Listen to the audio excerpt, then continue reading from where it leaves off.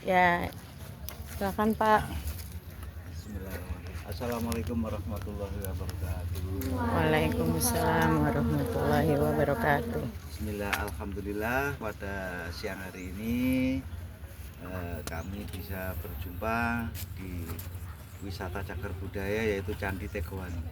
Candi Tegowangi itu merupakan peninggalan bersejarah yang berada di Kabupaten Kediri, merupakan peninggalan bersejarah dari Kerajaan Majapahit. Candi ini dibangun untuk pendarmaan seorang raja. Pendarmaan itu makam. Ya, ini makam Raja Bre Mataun yang meninggal pada tahun 1388 Masehi. Nah, setelah itu 12 tahun kemudian baru didarmakan di sini atau dibuatkan candi ini tahun 1400 Masehi. Pada tahun tersebut, tahun 1400 Masehi, Majapahit mengalami kegoncangan atau krisis politik, perang saudara, sehingga Candi Tegowangi ini belum selesai. Ketinggian 4 meter ini baru kaki. Jadi tubuh dan atapnya belum dikerjakan. Jadi Candi Tegowangi candi unfinished atau belum selesai. Oh gitu. Tapi Candi Tegowangi walaupun belum selesai sudah mempunyai beberapa kelebihan, terutama pada dinding candi. Dinding candi ini merupakan mempunyai nilai atau pesan moral yang luar biasa.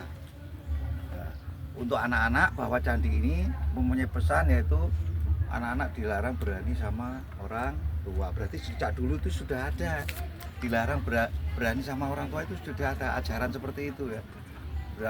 Dilarang berani sama bapak ibu guru karena yang memberi ilmu kepada kita ya, seperti itu sudah ada ini pesan-pesan dulu. Tapi untuk anak-anak ya, ini cerita ini namanya cerita Sudamala. Sudamala itu cerita ruwatan Betari Durga kembali menjadi Dewi Uma. Ini bukan sejarah candi ya, tapi ini legenda atau pesan-pesan untuk kalian semua, untuk generasi yang akan datang, yaitu namanya Sudamala. Sudamala cerita ruwatan Betari Durga kembali menjadi Dewi Uma. Nah, nama aslinya Dewi Uma karena Dewi Uma berani sama Betara Guru atau suaminya. Akhirnya Dewi Uma dikutuk menjadi jelek rupanya karena salah ya, berani ya. Nah, setelah itu Dewi Uma dibuang ke Paseteran Gondomayit, nah, tempatnya jin, setan dan sebagainya. Di situ Dewi Uma malah menjadi sakti. Karena kesaktian Dewi Uma, akhirnya Dewi Uma mendapat julukan yaitu Betari Durga. Setelah cerita panjang, Betari Durga ingin kembali menjadi Dewi Uma lagi yang cantik lagi, tapi tidak secepat kilat ya. Panjang sekali prosesnya karena hukuman. Betari Durga ingin kembali menjadi Dewi Uma lagi yang meruat yaitu Sadewa. Sadewa itu saudara kembarnya Nakula. Atau keluarga Pandawa V. Nah, terjadilah ruwatan Betari Durga kembali menjadi Dewi Uma lagi yang cantik. Itu singkatnya tuh demikian. Ini contoh.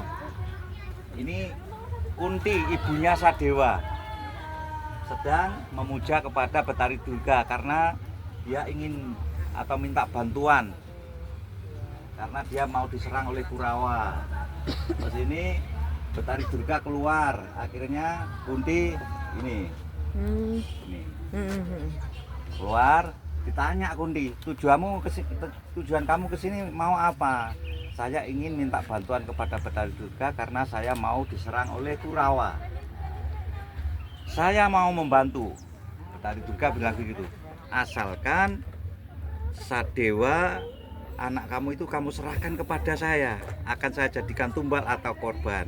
Padahal tujuannya untuk meruat. Otomatis nggak boleh ya, anak kesayangan kok dijadikan tumbal atau korban. Setelah itu Kunti keluar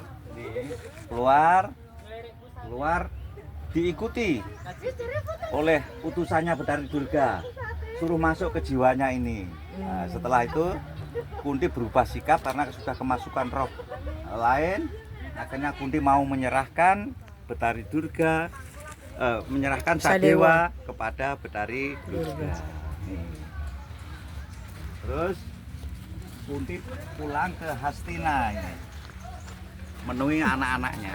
Ini Kunti ya? Ya, Kunti itu. Nah, menemui anak-anaknya, keluarganya, yaitu ini keluarga Pandawa 5. Kunti biasanya baik hati, ramah tamah kepada anaknya, karena ini kemasukan roh lain. Akhirnya Kunti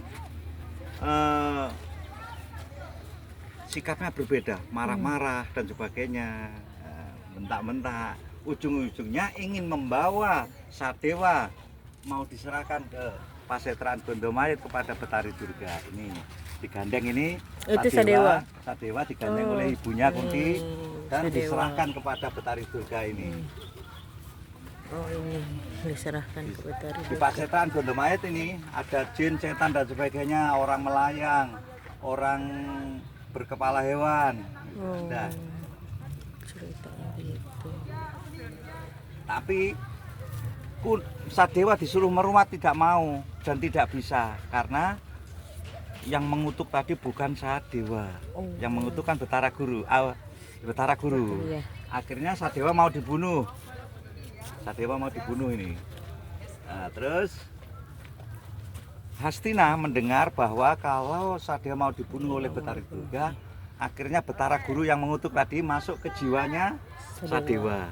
Akhirnya Sadewa berubah sikap, mau meruat Betari Durga kembali menjadi Dewi Uma lagi. Itu singkatnya itu demikian. Kalau ini proses setelah ruatan, ini keluarga. Ini Dewi Uma setelah diruat. Yang ini ya. Karena Sadewa sudah berhasil meruat, akhirnya Sadewa digandeng. Sadewa ketemu dengan Resi. Itu ada namanya Dewa Tambah Petra. Punya anak 2 kembar, Sangsoka sama Padapa. Sadewa karena berhasil meruat, akhirnya mau dijodohkan putrinya yang bernama Padapa. Ini dikenalkan sama ini. Ini Padapa, ini Sangsoka. Terjadilah pernikahan Sadewa dengan Padapa. Ini proses pernikahan. Ya. Saudara pernikahan. Sadewa tadi punya saudara kembar namanya siapa? Nakula. Nakula. Ini Nakula mencari Sadewa. Ini. Ya, Yang mana? ini. Oh, yang Sadewa ini. Dewa Tambah Petra, mertuanya Sadewa. Akhirnya ketemu sama Dewa Tambah Petra. Nakula itu Nakula. Nah, berarti. akhirnya Nakula dijodohkan sama putrinya yang tadi, yang satunya Sangsoka.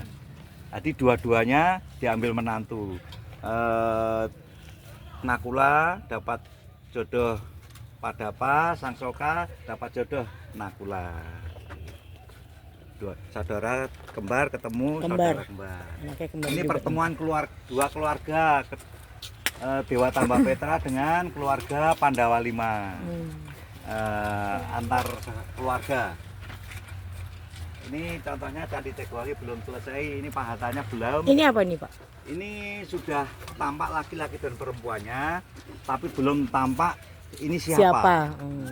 Kayaknya ini raja yang didarmakan di sini atau dimakamkan di sini. Oh gitu. Ini Kunti bicara ngobrol sama kedua menantunya, Sangsoka sama Padapa. Ini Kunti ngobrol. Setelah itu kepulangan keluarga Pandawa 5 mau pulang kembali ke Hastina ini. Sampai di sini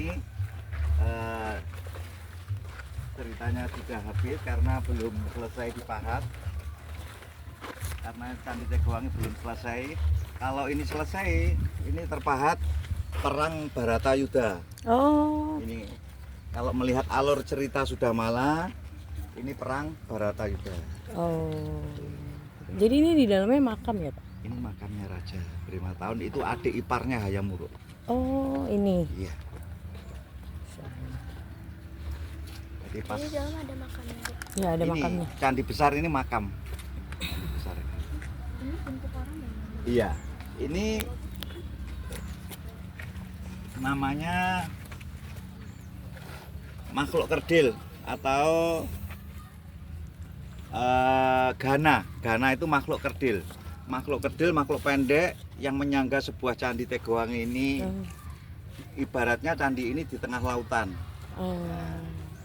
Ibaratnya candi Tegowangi di tengah lautan disangga oleh makhluk-makhluk gaib ini.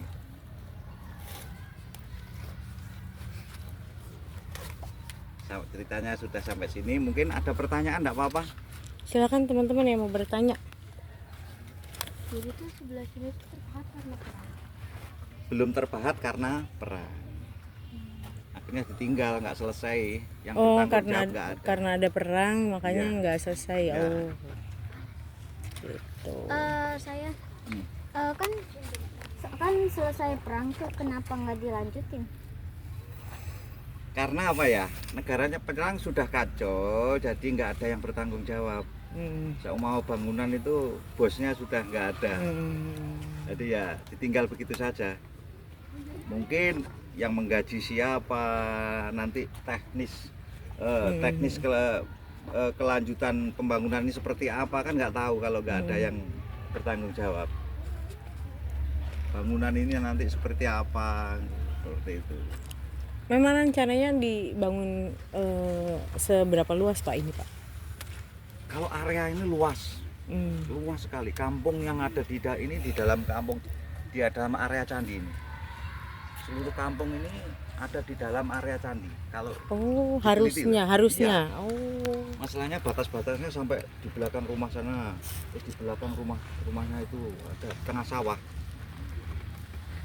Kalau ke sana, ya paling tidak radius 500 meter ini dalamnya candi. Oh, gitu. Tapi memang baru ini aja yang terbangun. Iya. Tapi yang lainnya sudah, pagarnya sudah. Oh, pagarnya sudah. Aku pengen nanya. Atau mungkin Apa? apa? Ini kan dibangun kan zaman sekarang kalau dibangun kan pakai semen. Iya. Ini dibangun pakai apa? Oh iya, bagus pertanyaannya. Dalam teknis pembuatan candi itu tidak memakai alat atau apa-apa ya, dengan sistem catok atau saling mengikat. Batu ini dengan batu ini saling mengikat. Jadi dalam pembuatan candi itu sudah mempunyai teknik anti gempa.